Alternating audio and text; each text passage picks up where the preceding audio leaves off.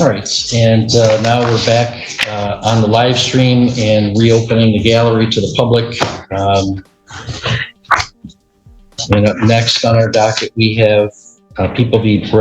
Brent Frank, file 25-7044FH. Counsel, please state your answers. Mr. Rich, County Prosecutor. And good afternoon, Your Honor. James Gilbert here on behalf of Mr. Frank. All right, so Mr. Frank is on our he's on our jury trial list. We're ready to pick a date then? I believe so, Your Honor. Okay, so I have him for 1 day, including selection. I think that would be appropriate. Yes. Sufficient. Okay. We have, see, the people have filed their witness list. If the defense hasn't yet filed one, I'll allow 7 more days. Thank you very much, Frank. And let me look.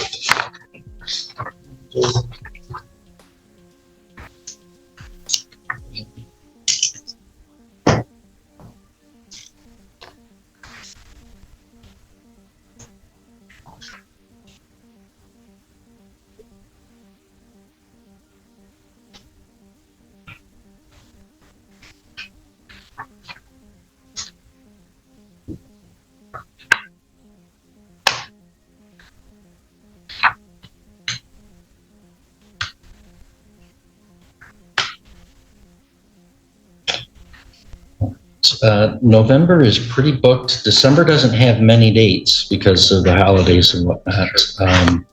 So we would either be into January, or if we're going to do a 1 day, I don't currently have this scheduled for trial dates, but I could put this on Thursday, October 30 for a 1 day trial. And then that would be the defense would have filed their witness list still 2.5 weeks before the date. I do have an other acts notice. However, it's involving the same victim, and I believe that the defense already has the police reports from them. Okay, so I think you have to file that within 2 weeks of the date anyway, right. So you still have time to get that out. Yes. Okay. And I have no other witnesses other than my client. So would Thursday, October 30 work? I believe it would. Okay. I mean, I know he's in custody, so that's why, if it's just a 1 day, it's not one of the listed trial dates we have planned for. But if it's just the 1 day, if we can squeeze that in instead of waiting until January for Mr. Frank, so let's do that. We'll schedule it for a 1 day trial.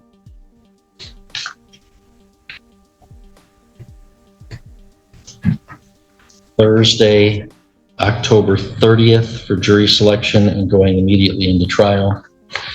And obviously no further need for a docket call. If anything changes, either by way of resolution or any motions, once you get the other acts notice, you can just contact the assignment clerk and we can grab a special date.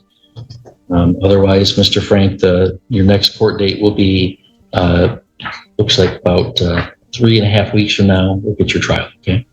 Anything further from the people? No, Your Honor, thank you. Anything further from the defense? No, Your Honor, thank you. Okay. All right, we're back on the record, and next we have sentencing and People v. Jesse Shear, file 25-7057FH. Counsel, you want to state your appearances, please? Mr. Rich, County Prosecutor. And James Gilbert here on behalf of Mr. Shear. All right, this is sentencing on a maintaining high court misdemeanor with 0 to 11 guidelines range. Have you had a chance to review the report and recommendation with your client? Yes, Mr. Shear and I have gone through the pre-sentence report, and we have no additions or corrections. Any scoring challenges? I did not see any scoring to challenge. Ms. Goodrich, any additions, corrections, or scoring challenges? No, Your Honor. Anything you want to say on behalf of your client, Mr. Shear? Your Honor, I would ask the court to follow the recommendation, and our review would look like it's time served and then a stint of probation. I think that would be a good outcome in this case. Mr. Shear, and working with him, he's always been extremely respectful and actually a pleasure to work with, even though he's been incarcerated and sometimes he's not in the best frame of mind. However, I do believe this is a good outcome here, and I would ask for time served. Thank you. All right, thank you. Mr. Shear, you don't have to say anything today, but you're welcome to. Is there anything you want to say or no? No. Okay, that's fine. Ms. Goodrich, any recommendations from people? Yes, Your Honor, thank you. The defendant is 31 years old. His first contact with the law or criminal justice system was at 14 years old. He has 2 prior felonies and 7 prior misdemeanors. He has already served 7 terms of probation and been in jail 4 times. He's currently unemployed with a high school diploma. The guidelines, however, are only 0 to 11, so I agree with the recommendation of 18 months with credit for the 79 days served. All right, thank you. Well, Mr. Shear, what the prosecutor was outlining is, looked like in the past, you haven't done super well on probation or on bond. It looks like you're in jail because there were bond issues in this case. So that makes me not super hopeful that you're going to do great on probation. But, people can decide they want to change. You're at 31 years of age. That's right around the time when sometimes people get tired of it. So hopefully that's you. I won't know until we see how you do on probation.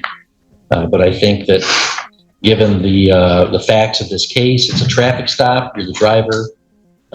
Looks like there's drugs in the car and the passengers are holding 2. So all 3 of you end up with charges. I think I've had the other 2 already on the docket yet today.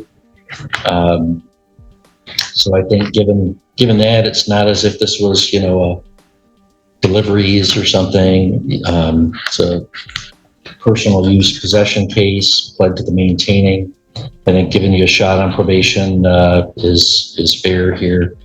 So I will follow these recommendations. Place you on probation for 18 months, subject to the terms and conditions listed on the pre-sentence report on pages 2 and 3. I want to highlight some of those conditions. You have to complete a substance abuse assessment and comply with treatment when referred by your field agent. You will have a curfew until your field agent says otherwise. You have to seek and maintain legitimate employment. You have to pay a crime victims assessment of $130, court costs of $350, state cost of $68. There's also a monthly supervision fee to the Department of Corrections. And I'm going to order that you serve 79 days jail, give you credit for 79 days previously served. Although it's an intermediate sanction, the reasonable grounds for jail would include giving him credit for the time he served and also the problems that he's had on bond. It is a sentence within the advisory guidelines. I think it's proportionate. So Mr. Shear, that's the sentence of the court. Within 24 hours of your release, I want you contacting Agent Young. Paperwork should probably get done today when you get out tonight. Sometimes it's possible that doesn't get done until the morning because we have a docket day. So we'll try to get it out if we can. If you want to, also you're eligible for early discharge from probation in Michigan at the halfway point. If you haven't had violations and you're successfully completing the probation, we're going to hand you a piece of paper explaining that process. Also, if you want to appeal, you'd have to file an application. If you want a lawyer, you'd have to ask me within 6 months. We're going to hand you a piece of paper explaining that process and ask you to initial 1 copy for us so we have a record that we gave it to you. And the other one is for you to keep and fill out if you want to take an appeal. Do you have any questions for me, Mr. Shear? No, sir, I do not. Thank you. Okay, good luck to you.